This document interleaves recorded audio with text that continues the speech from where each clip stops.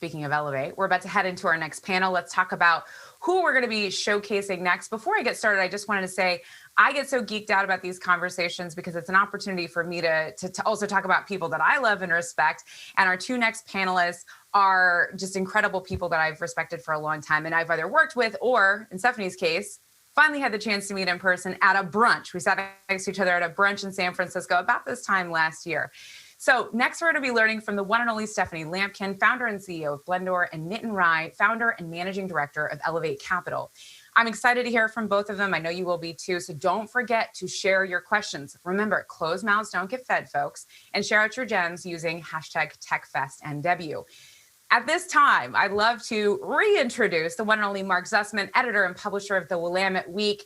He's here to discuss the $4 trillion with the T dollar gap and expanding opportunities for Black and brown entrepreneurs with Stephanie and Nitin. So Mark, take it away.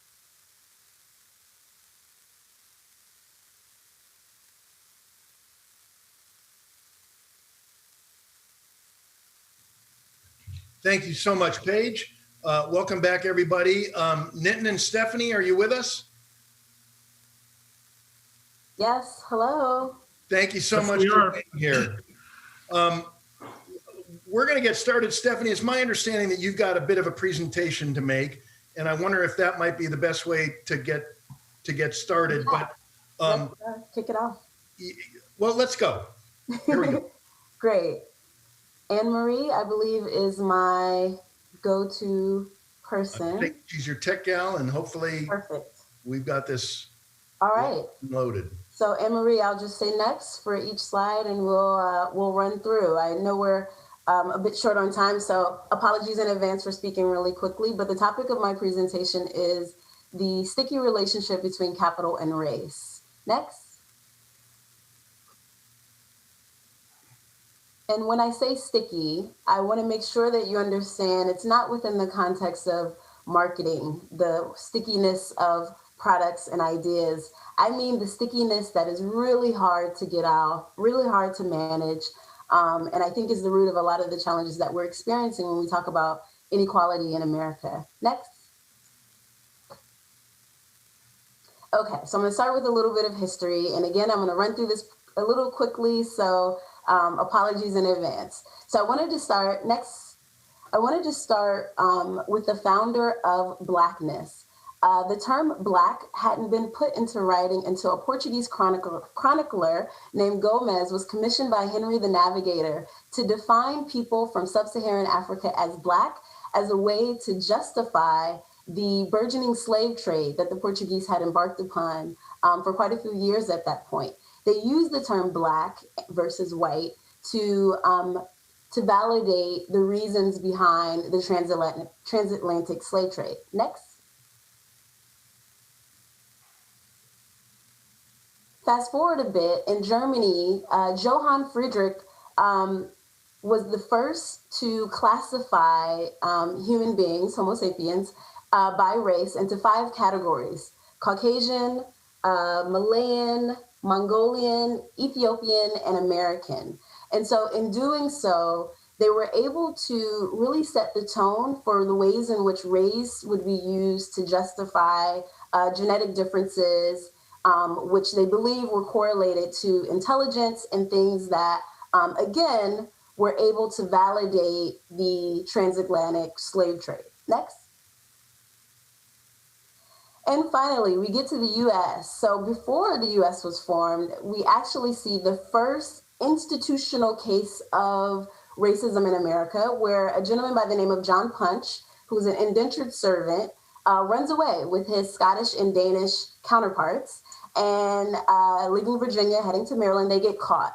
And the Virginia Commonwealth, or colony at the time, mandates for the first time in the colony's history that anyone who is Negro is mandatory servitude in perpetuity. So this is really the major shift in the way in which race is used to create capital and perpetual capital in the United States. Next slide. So from here, I'll take you to the relationship of race and capital in the United States. So a slave was worth about $14,000 to their master. Of course, adjusted for inflation and current rates. So as we progress, I think this is a static slide. It's supposed to be animation, but I'll work with it. So as we progress in time, 100 years later, we have the Emancipation Proclamation by Abraham Lincoln, which decides that, okay, slaves are free, but we have to compensate slave owners for the fact that they are losing this capital. So there was the Compensated Emancipation Act that granted slave owners $8,000 in current terms to slave owners that had to free their slaves. So when we talk about reparations, that actually happened in 1863, but the money went to white slave owners, not to the individuals that were freed. And I made a little note here about the Paul Burnett Lash Law, which is actually applicable to Oregon's role in that even though slavery was not legal in the Pacific Northwest, there were, again, institutionalized laws put in place that justified the abuse and exclusion of Negro people and Native Americans. So, okay, fast forward 100 years from Emancipation Proclamation, we have about 100 years of apartheid, where there are separate but equal laws and institutionalized and systematic inequalities that prevent African Americans from getting access to healthcare, education, fundamental human needs. And then we have the Civil Rights Movement, which advances some of those liberties, and we see the net worth of African Americans increasing a bit.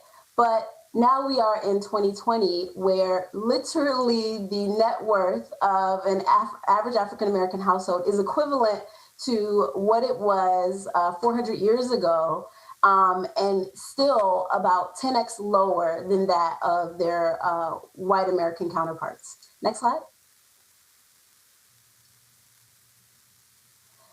Okay, so there's a really good report that Citi put out talking about closing the racial inequality gap. It's really, really extensive, talking about the impacts of housing, the fact that African Americans are incarcerated at 5x the rate of their white Americans, and the extent of the inequality gap that has led to a $16 trillion loss in American GDP.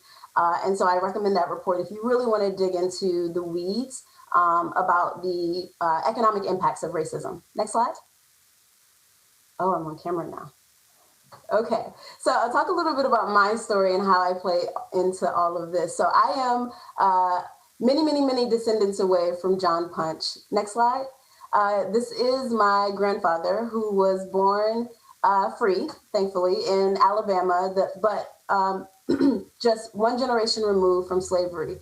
They moved to Detroit as part of the one of the largest refugee movements in history of African Americans from the South to the North to tap into the Industrial Revolution. And so I was born, next slide,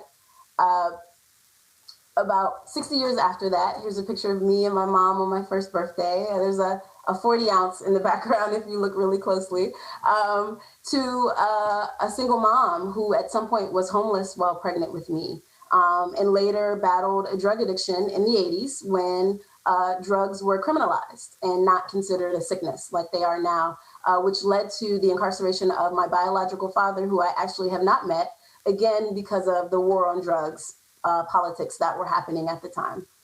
So fast forward, next slide. Fortunately, my mom moved in with her sister, who was a computer scientist at the University of Maryland at the time. And so through her and a nonprofit, I learned how to code at a really young age and took AP Computer Science in high school. Next slide. Was able to go on to Stanford and work in technical roles at a lot of really big companies. Next slide. And spent about 5.5 years at Microsoft. Here's my team lunch, kind of give you a sense of the diversity of that team. Next slide. Quit Microsoft to go to MIT to get a MBA. And about 6 months after graduating from MIT, I interviewed for an analytical lead role at Google. And next slide. The response was, sorry, you're not technical enough, but we'll hang on to your resume in case a more sales and marketing role opens up. And it sparked the idea, next slide, for Blendoor to enable companies to diversify their workforces, mitigating unconscious bias, but also debunking this pipeline myth. Because as we can see, there are a history of factors that lead to a lot of the inequities around education and access to opportunity that I believe lead companies to believe that it's a pipeline problem, when in actuality, there's a lot of friction in tapping into really talented people. Next slide. So we've made some really good progress. I've won some awards, gotten some good press. Elevate Capital was the first institutional investor to invest in Blendoor, where we went on to raise a little over $1 million in venture capital. Next slide. Here's just some of the awards we've won. Next slide. And I'd like to talk a little bit about the challenge that we're now facing. Next slide. So a lot of folks know the statistic that about 2% of venture capital goes to women. Next slide. But there's about 0.0006% of venture capital that goes to Black women. There are only about 50 Black women in the world that have ever raised $1 million or more in venture capital. Next slide. And I happen to know all of them. Next slide, because I created this organization called Visible Figures that, it was an animation, sorry guys. There is a picture of Visible Figures behind these guys.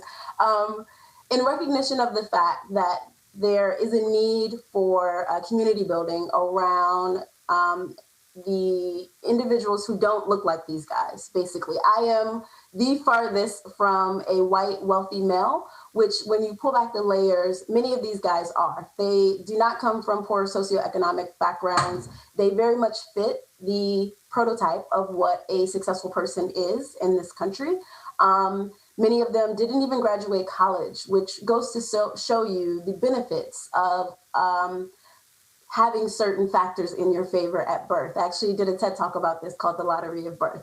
But fundamentally, what I believe, in order for these systems to change and improve, we have to convince these guys that taking into consideration all of these factors of diversity and climate change and equity are not just good things to do for society, but they are business imperatives. Next slide.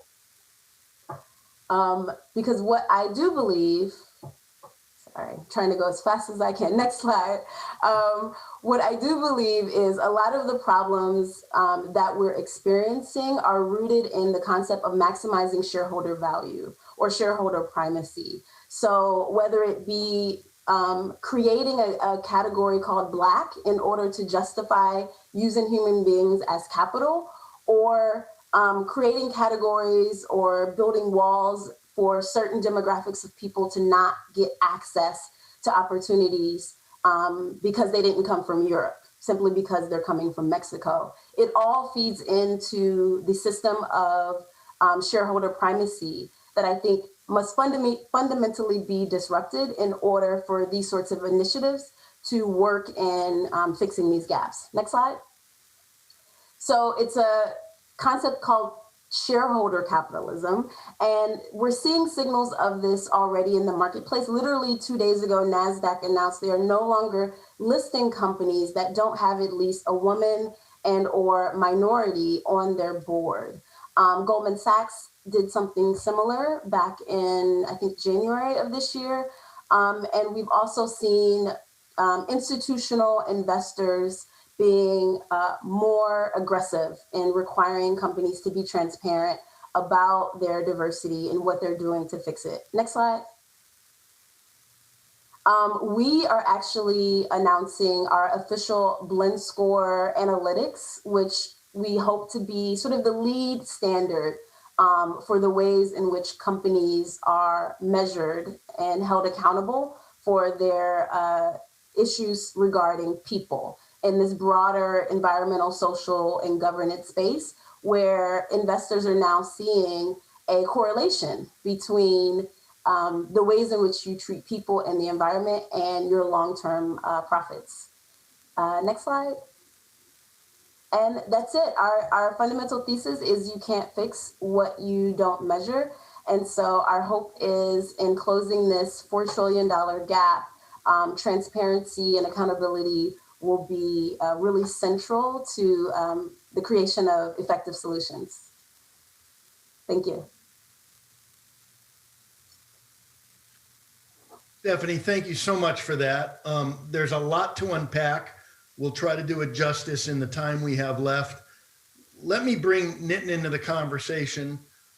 For those of you who don't know, Nitin is a prominent Portland businessman, has a successful medical software company, but who decided kind of a mid-career, if you will, was it a midlife crisis, Nitin? Midlife crisis at 50, trying to figure out what my next career move might be.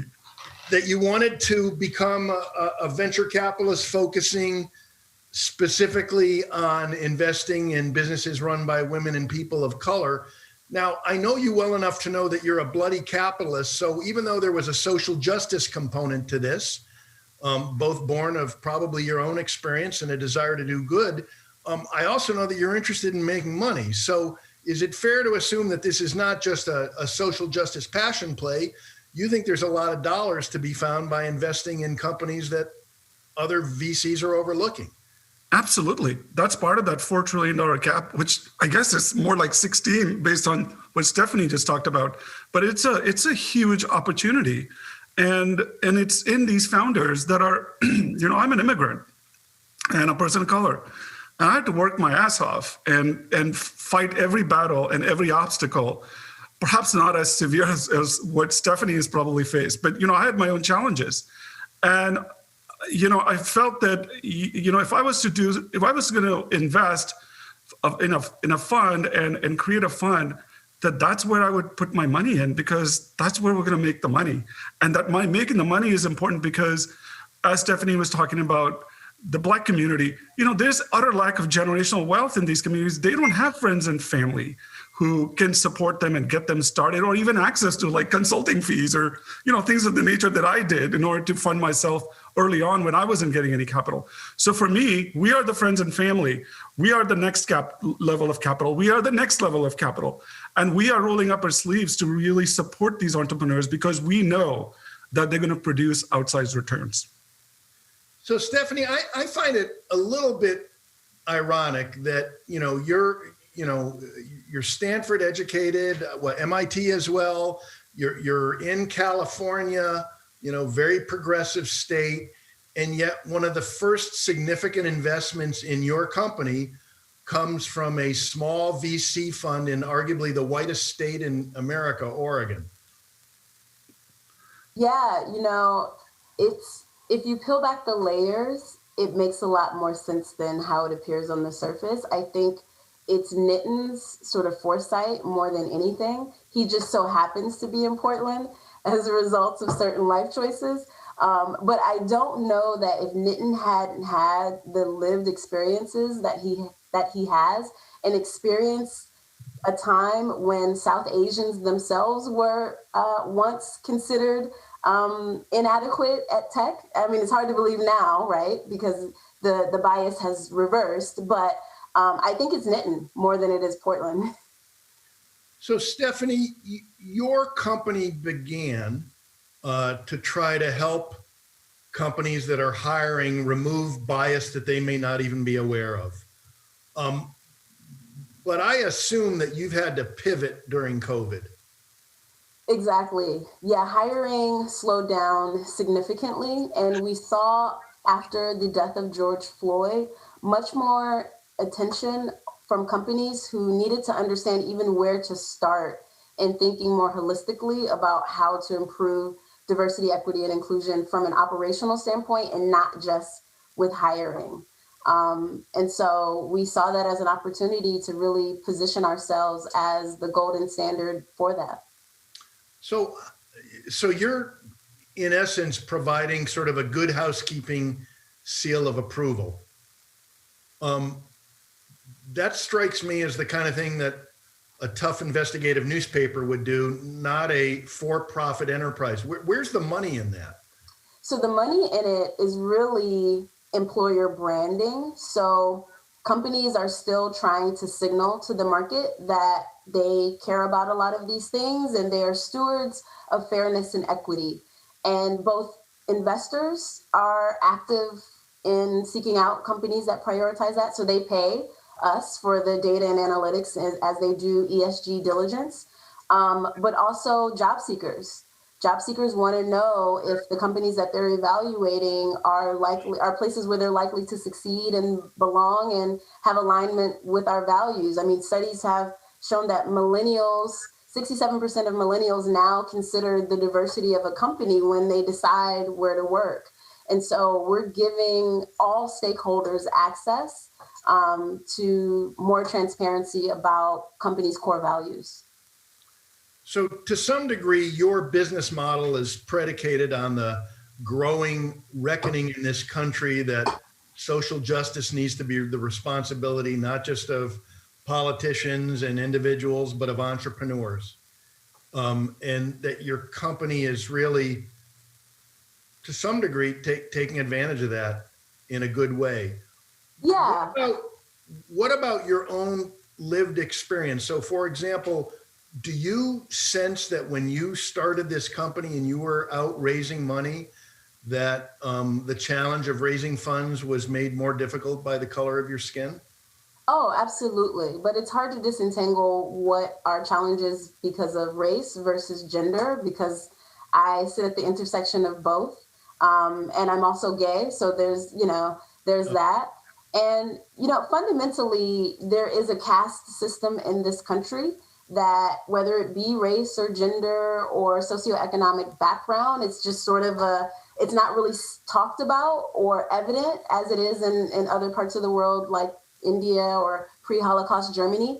But I think once we sort of see it and recognize it, it's a lot easier to navigate challenges like raising money. But I wasn't really aware of it in the early days. And so oftentimes I internalize it as my own inadequacy.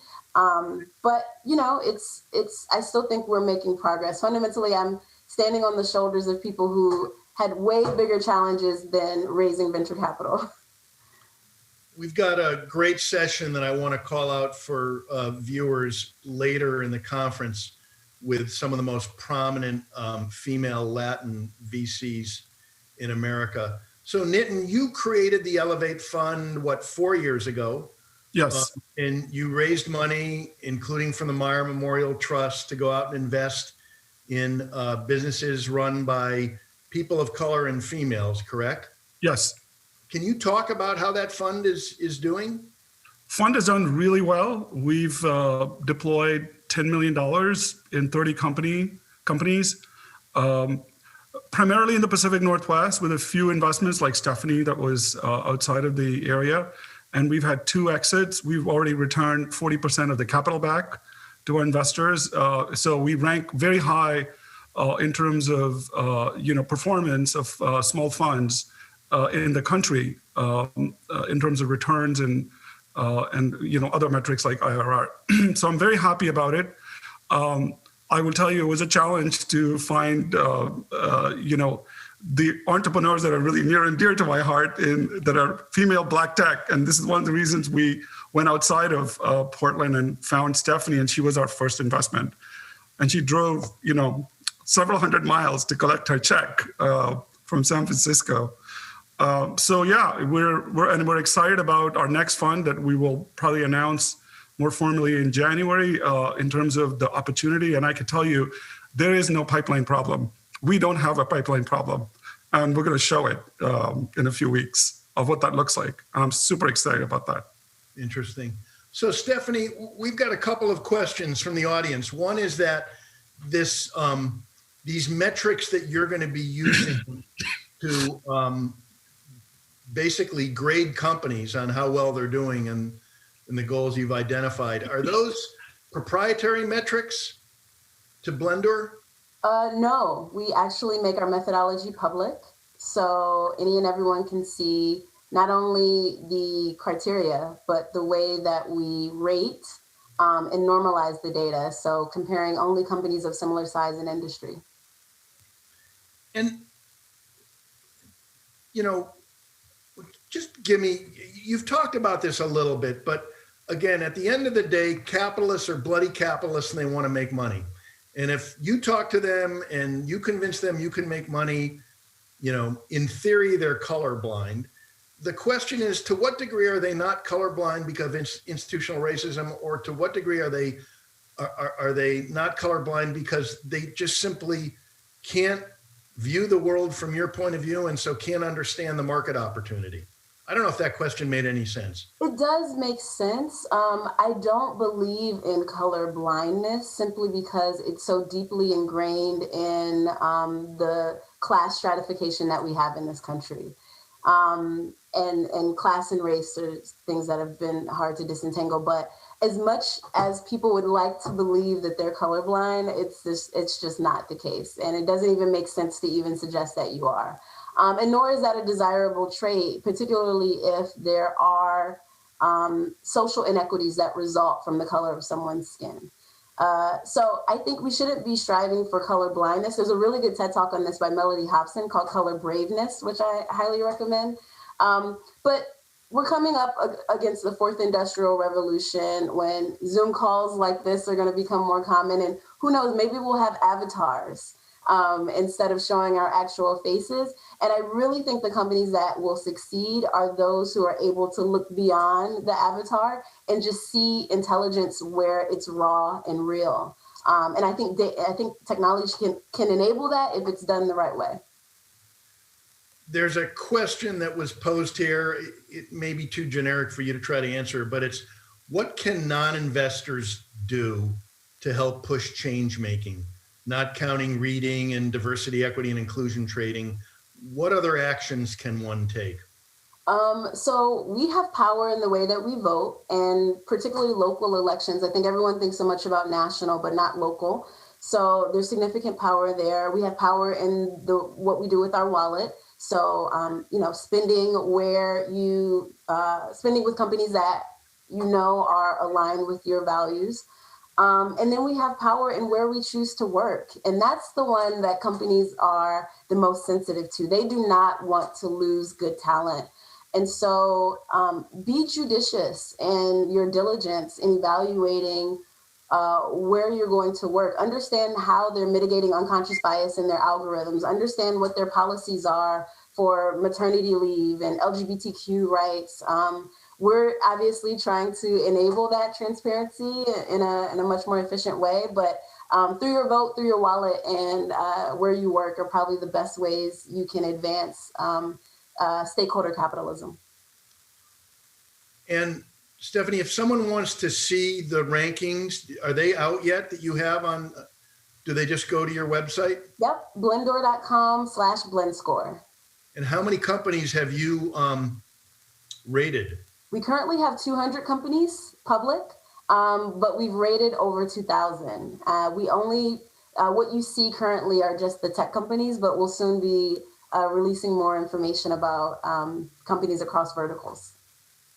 So Nitin, let me get back to your comment about how there is no problems with the pipeline. What you're speaking to is the claims that some make that there just aren't enough qualified businesses run by people of color and women to invest in. Is that correct? Yes. That's been the narrative all along, is like, well, from VCs that look like Bill Gates, we have a pipeline issue. There are just not enough people of color in technology. And what I'm finding is that is absolutely not true, based on, who's coming to us uninvited, unsolicited to our website and applying for funding.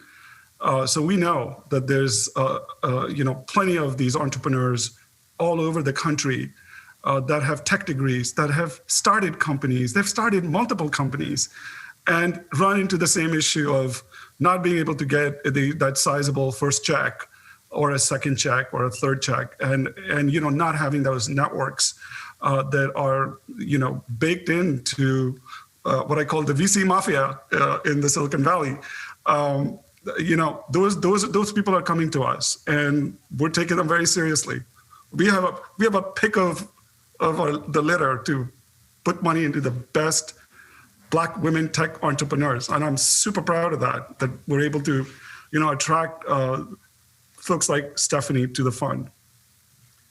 Thank you, Nitin. I've just been given the notice that I've been talking too long and we're out of time, so I'm going to say goodbye. Stephanie, just a pleasure to have you with us. Nitin, as always, good to see you. Again, we're going to be having another session about the importance of, in essence, putting your money where your mouth is later on in the future of capital. But on behalf of TechFest Northwest, thank you both. Thank you. Thank you.